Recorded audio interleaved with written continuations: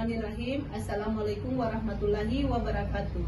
Sebagai perkenalan dari saya, nama Marlina SH MH, NIDN 0912098405, NU PTK 7244762663237013. Dosen tetap pada Fakultas Hukum, Program Studi Ilmu Hukum pada Universitas Indonesia Timur, TMT 19 Maret 2013. Pada kesempatan ini saya akan mempresentasikan mata kuliah yang saya ajarkan pada Program Studi Ilmu Hukum Fakultas Hukum Universitas Indonesia Timur Makassar. Sebagai bagian dari pemenuhan unjuk kinerja PDD UKT PT bidang pengajaran Serdo Smart tahun 2025. Adapun mata kuliah yang akan saya deskripsikan adalah mata kuliah delik-delik di luar kodifikasi. Status mata kuliah wajib pada fakultas. Program tahun ajaran ganjil semester 5. Bobot mata kuliah 2 SKS. Mata kuliah delik-delik di luar KUHP merupakan mata kuliah yang membahas tentang berbagai tindak pidana di luar KUHP dengan karakteristik mata kuliah yang memberikan pemahaman penting, memiliki pemahaman atas tindak pidana di luar KUHP secara komprehensif yang berkaitan dengan perkembangan zaman. Mata kuliah ini diharapkan mendorong mahasiswa untuk mampu menguasai teori dasar hukum pidana serta mampu menelaah dan mengembangkan teori tersebut guna melakukan penyelesaian permasalahan dalam perencanaan peraturan di bidang hukum pidana. Capaian pembelajaran pada mata kuliah ini meliputi mahasiswa mampu untuk 1. Berkontribusi dalam peningkatan mutu kehidupan bermasyarakat, berbangsa, dan bernegara. 2. Taat hukum dan disiplin dalam kehidupan bermasyarakat dan bernegara. 3. Mampu menerapkan hukum dan memanfaatkan ilmu hukum dalam penyelesaian masalah hukum di dalam masyarakat. 4. Mampu menerapkan pemikiran logis, kritis, sistematis, dan inovatif dalam konteks pengembangan implementasi ilmu pengetahuan dan teknologi. 5. Mampu mengkaji implementasi pengembangan atau implementasi ilmu pengetahuan, teknologi, dan memperhatikan menerapkan nilai humaniora sesuai dengan keahlian. Selain itu, capaian mata kuliah ini juga meliputi 1. Mahasiswa dapat menguraikan pengertian tindak pidana di luar KUHP. 2. Mahasiswa dapat memahami latar belakang dan legitimasi tindak pidana di luar KUHP. 3. Mahasiswa dapat menguraikan asas berkaitan dengan tindak pidana di luar KUHP. 4. Mahasiswa dapat menguraikan penyimpangan formil dan material dalam peraturan perundang-undangan tindak pidana di luar KUHP. Strategi pembelajaran. 1. Metode ceramah untuk memberikan materi dari pokok bahasan mata kuliah. 2. Tanya jawab untuk menguatkan pemahaman mahasiswa mengenai pokok bahasan pada setiap pertemuan mata kuliah. 3. Diskusi kelompok untuk membangun kemampuan kerjasama dan interaksi perkuliahan sehingga mahasiswa lebih aktif dalam menyerap setiap materi pembelajaran. 4. Kuis dan tugas sebagai bagian dari evaluasi kemampuan mahasiswa dalam menguasai materi pembelajaran. Assalamualaikum warahmatullahi wabarakatuh. Waalaikumsalam warahmatullahi wabarakatuh. Dan selamat sore ya. Bapak sehat-sehat semua? Alhamdulillah. Kita masuk di mata kuliah delik-delik di luar KUHP ya. Nah, di mana di dalam menjelaskan berlakunya hukum pidana khusus. Ya? Oke. Kita masuk ke pembahasan berikutnya. Dasar berpikir pasal 63 ayat 2 KUHP ya, menyebutkan bahwa jika suatu tindakan masuk dalam suatu ketentuan pidana umum tetapi termasuk juga dalam ketentuan pidana khusus, maka ada yang khusus itu yang diterapkan. Pasal ini mengandung makna bahwa suatu tindak pidana yang melanggar dua ketentuan. pidana atau lebih.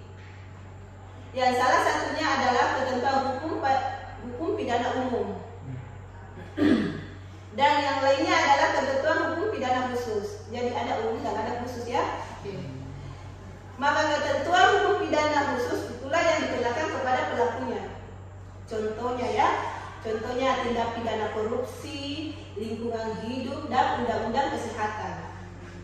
Oke, kita masuk ke pembahasan ketiga.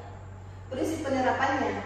Kalau prinsip penerapannya itu ketentuan atau norma yang dibuat adalah aturan hukum yang bersifat umum, tetapi berlaku bersifat umum, tapi tetap dia berlaku.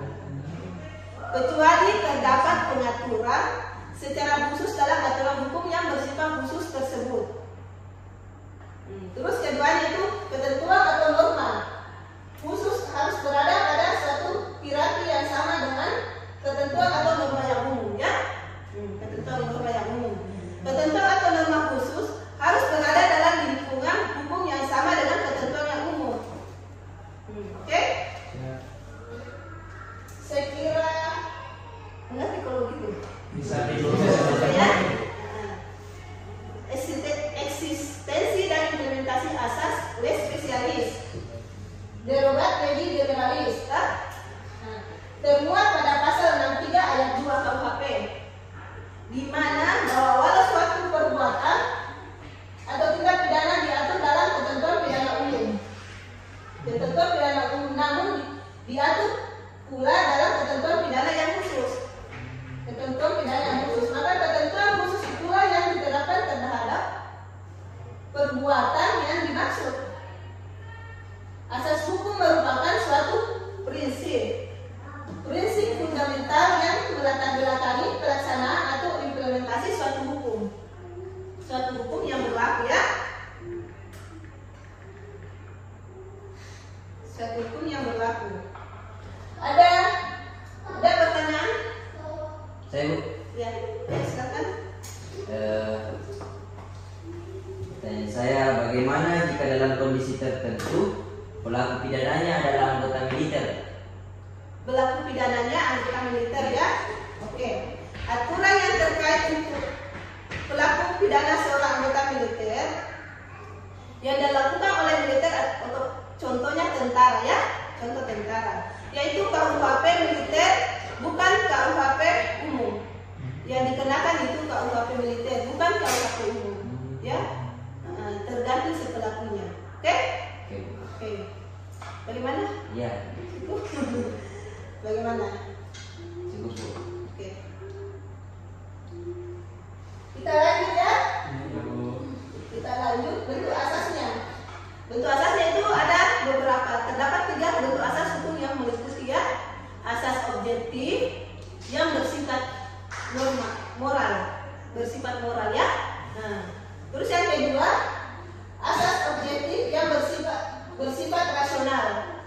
Rasional itu ya, dan asas hukum subjektif yang sifatnya moralitas dan rasionalisasi.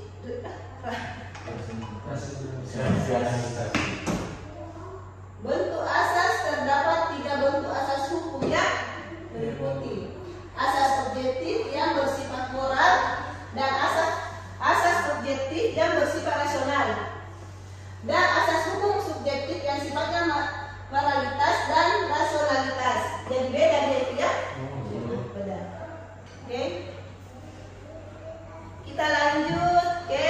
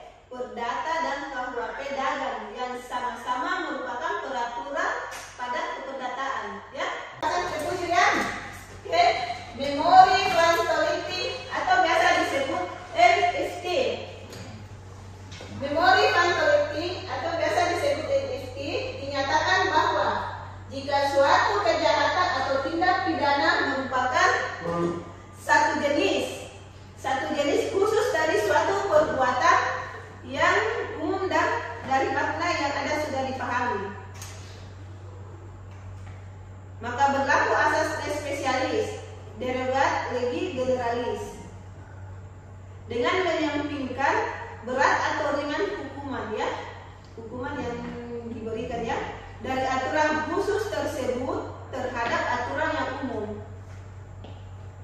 Secara garis besarnya, asas lex specialis derogat legi generalis mendasari hukum yang bersifat khusus.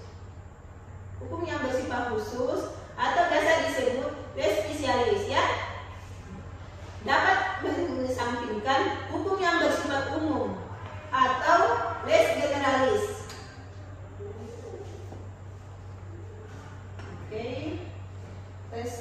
Jadi secara umum itu ada 7 kita pokok pembahasannya ya. Nah, dari ada lagi ya yang pertanyaan berikutnya? Saya mau. Oke, silakan. Apakah pelaku anak juga termasuk lex spesialis dalam legi generalis? Generalis ya. Oke. Pelaku anak juga termasuk lex spesialis derogat generalis ya. Termasuk juga untuk hal-hal berkaitan dengan anak, untuk sebagai pelaku maupun korban yang berlaku adalah undang-undang perlindungan anak ya, undang-undang dia dikenakan itu undang-undang perlindungan anak. Meskipun berlakunya asas ini secara khusus, namun bentuk dasar perbuatan pidana tetap menuju kepada KUHP ya, tetap menuju kepada KUHP. Contohnya itu kayak tindak pidana tipikor yang terjadi di ini ya, beda-beda, ada contoh tindak pidana yang terjadi di daerahnya masing-masing begitu ya. Ada, saya kira bagaimana? Cukup atau bagaimana? Oke, kalau begitu kita kasih tugas ya. Tugas makalahnya itu iya, tugas makalah kita kasih tugas makalahnya perorangan ya. Iya, Bu. Tugas makalah perorangan, contoh sari kasusnya itu tipikor ya, yang terjadi di daerah masing-masing. Oke. Berarti kita ambil kasus korupsi Bu di daerah kita masing-masing. Iya, pokoknya kita di daerah mana, kita juga di daerah mana ya. Kita ambil tarikannya di mana di daerah kita masing-masing ya. Oke. Bu, saya terkait untuk pengumpulannya apa nih Bu? Pengumpulannya sebelum kita habis semester ya. Oh, ya sudah. Ya. Kita kumpulkan itu tugasmu, baru nanti kita presentasikan masing-masing ya. Kita anukan perorangan saja ya. Oke, saya kira cukup untuk mata kuliah pembahasan ini hari ya. Mata kuliah delik-delik di luar KUHP. Ya Bu. Nah, saya kira cukup. Mohon maaf bila ada yang salah ya. Oke, sekian dan terima kasih. Wassalamualaikum warahmatullahi wabarakatuh. Waalaikumsalam warahmatullahi wabarakatuh.